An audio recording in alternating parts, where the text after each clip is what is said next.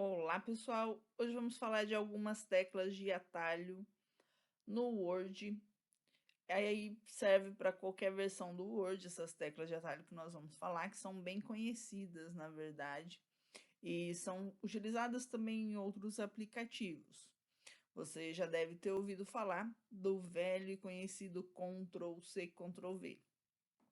Você pode usar essas teclas de atalho também na internet para copiar algum texto, o que não é legal, porque não é uma prática legal, no sentido também de legalizada, porque você está copiando o texto de alguém, e isso faz parte do que é chamado de plágio, né? Então, se você copiar algo que não é seu, que não lhe pertence, dizer que é seu, você está plagiando, você está fazendo uso de algo que não é seu, mesmo sendo um texto ou uma imagem da internet. Se você não colocar as referências, né, não for autorizado a utilizar esse material. Pois bem, mas o Ctrl+C, Ctrl+V, né, ele não serve só para copiar coisas da internet. Você pode utilizá-lo dentro de outros programas para facilitar o andamento da construção do seu texto, por exemplo, ou mesmo quando você quer repetir, né, alguma parte do seu texto.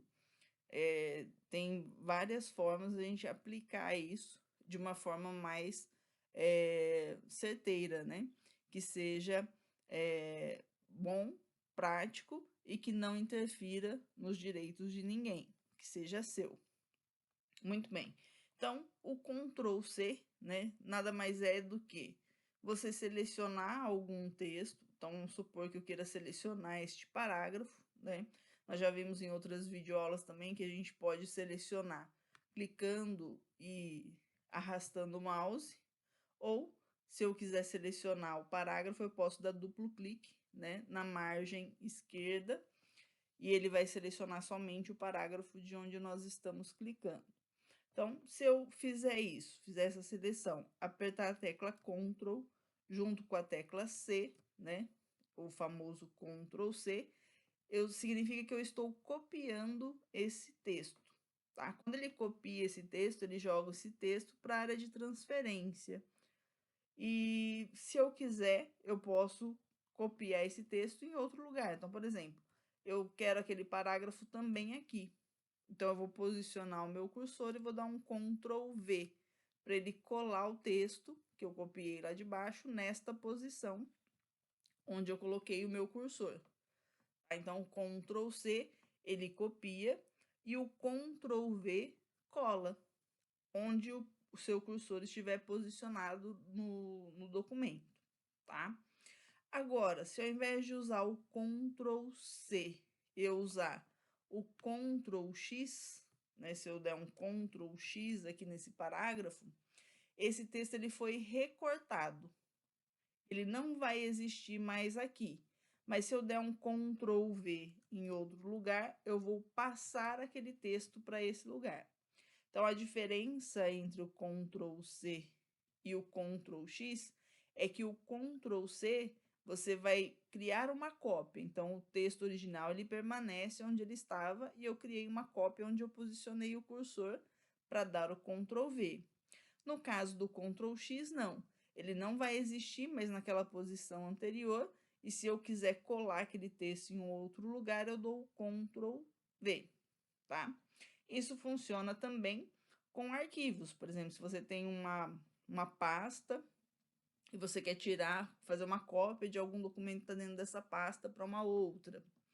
Ou se você quer tirar de uma pasta e passar para outra. Então, se você quer manter o arquivo em duas pastas, em dois locais diferentes, você usa o Ctrl+C. Se você quer tirar de um lugar e passar para o outro, você usa o Ctrl+X, tá? Em qualquer um dos casos, aí você vai usar o Ctrl+V para colar onde você quer. Além disso, né, nós temos também, por exemplo, o Ctrl+T, para você poder selecionar o texto todo. É uma outra tecla de atalho usando aí o Ctrl, tá? Então, o Ctrl+T, né, ele seleciona o texto todo. Outra tecla de atalho usando a tecla Ctrl é o Ctrl+Z, que desfaz a última ação, tá? Então, eu tinha feito uma seleção, eu dei um Ctrl Z, ele desfez essa ação. Se eu der outro Ctrl Z, ele vai desfazer a ação anterior a essa, tá? Então, cada Ctrl Z, ele desfaz uma ação anterior. E no caso, era selecionar o texto aqui que eu dei um Ctrl X, né? Então, ele desfez o Ctrl X e deixou aqui na seleção. Se eu der o Ctrl Z de novo, né? Ele tirou o texto da onde estava ali e deixou o cursor posicionado, que foi a ação anterior que eu tinha feito aqui. Então, dependendo das situações, né, a gente pode trabalhar com essas teclas de atalho para andar mais rápido com a nossa tarefa, com o que nós estamos fazendo. Então, esses são alguns exemplos, né, de teclas de atalho e em breve a gente fala de mais, tá bom? Um próximo.